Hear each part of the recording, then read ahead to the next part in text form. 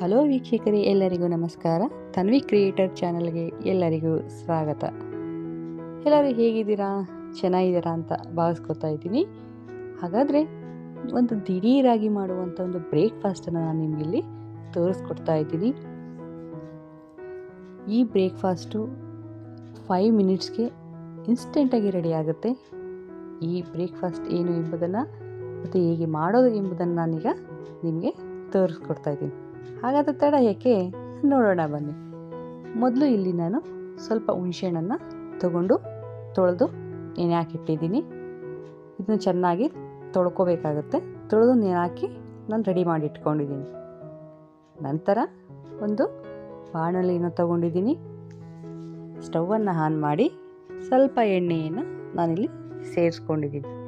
ಸ್ವಲ್ಪ ಎಣ್ಣೆ ಬಿಸಿಯಾದ ನಂತರ ಸಾಸಿವೆಯನ್ನು ಹಾಕ್ತಾ ಇದ್ದೀನಿ. ಈ ಸಾಸಿವೆ ಸ್ವಲ್ಪ ಚಿಟಪಟ ಅನ್ನೋವರೆಗೂ ನಾವು ಸಿಡಿಸ್ಕೋಬೇಕಾಗತ್ತೆ.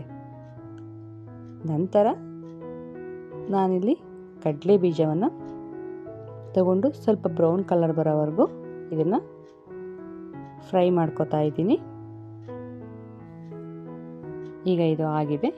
ಇದಕ್ಕೆ ನಾನು ಸಣ್ಣದಾಗಿ ಹಚ್ಚಿಟ್ಕೊಂಡಿರೋಂತಹ ಹಸಿಮೆಣಸಿಕಾಯಿಯನ್ನು ನಾನಿಲ್ಲಿ ಸೇರಿಸ್ಕೋತಾ ಇದ್ದೀನಿ. ನಂತರ ಕಡಲೆಬೇಳೆ, ನಂತರ ಉದ್ದಿನ ಬೇಳೆಯನ್ನು ನಾನಿಲ್ಲಿ ಸೇರಿಸ್ಕೊಂಡು ಚೆನ್ನಾಗಿ ಬಾಡಿಸ್ಕೋತಾ ಇದ್ದೀನಿ. ನಿಮಗೆ ಹಸಿಮೆಣಸಿನ್ಕಾಯಿ ಇಷ್ಟ ಇಲ್ಲ ಅನ್ನೋರು ಒಣಮೆಣಸಿನ್ಕಾಯಿನೂ ಸಹ ಇದಕ್ಕೆ ಸೇರಿಸ್ಕೋಬೋದು. ನಾನಿಲ್ಲಿ ಎರಡನ್ನೂ ಸಹ ಸೇರಿಸ್ಕೊಂಡಿದ್ದೀನಿ.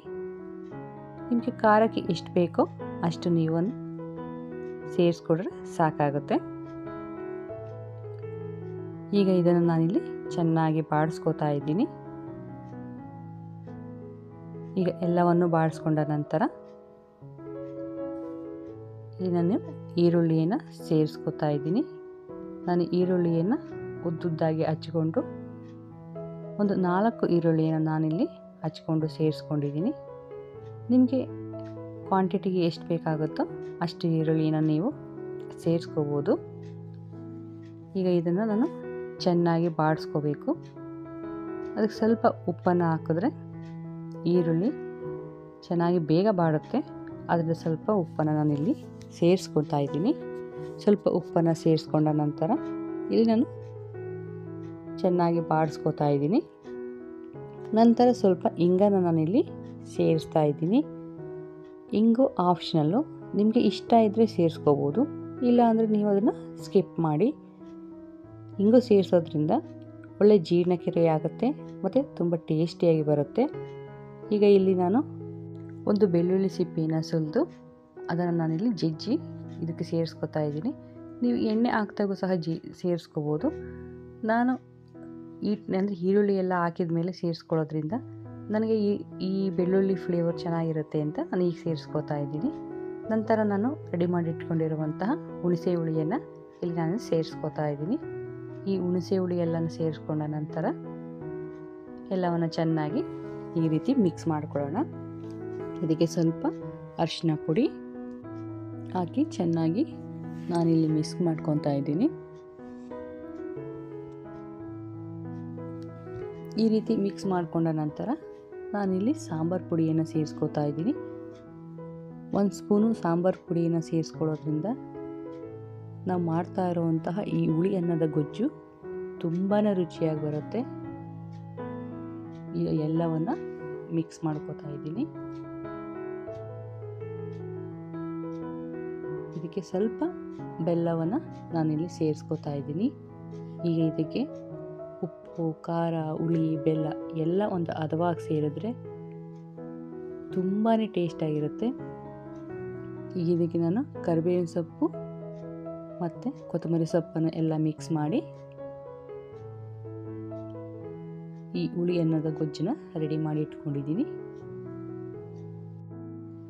ಇದಕ್ಕೆ ಬೇಕಾದಾಗ ನೀವು ಸ್ವಲ್ಪ ಉಪ್ಪನ್ನು ಸಹ ಸೇರಿಸ್ಕೋಬೋದು.